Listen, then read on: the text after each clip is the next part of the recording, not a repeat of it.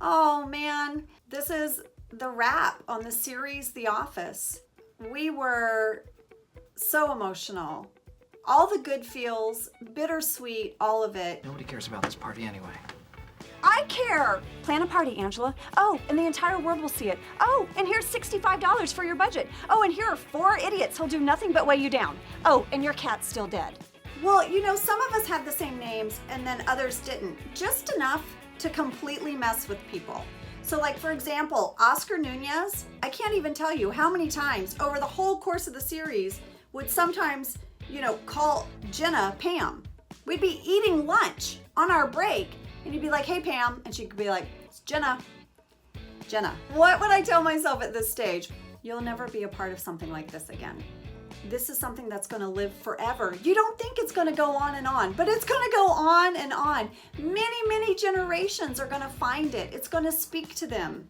You are part of something that's like a bigger movement than you could ever imagine. Aww. Okay, this is my dad and I.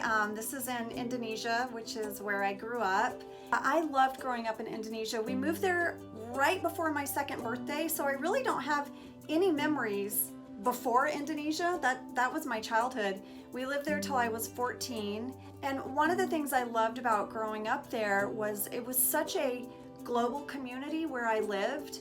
And there were people from all over the world at my school. And I learned at a really early age that we all have more in common than we do different. And I've carried that with me my whole life. It's something I try to share with my children. I felt like looking at this photo might make me tear up because my dad passed away a few years ago. And I think what I would tell my younger self is just soak up all of these adventures with him. I would say to this young girl, say yes. Go on adventures with your dad. Spend as much time with him as you can.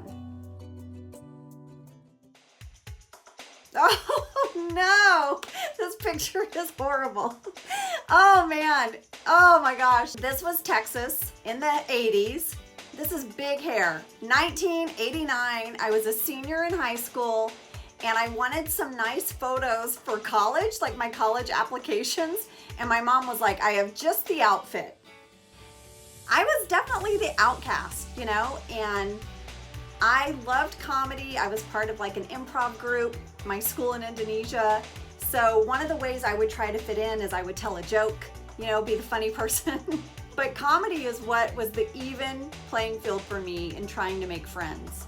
And then I would also tell this young girl who's about to start college that your voice is important and you don't always have to be part of the crowd. It's okay that you're different. In fact, the fact that you're different is fantastic. Aww, this photo makes me so happy. I have this photo in a frame in my house. I just love it so much. This is my wedding day. And we're a blended family. I certainly didn't think I'd get married again. I don't think Josh did either. And our kids get along so well. They are so close. That was such a joy.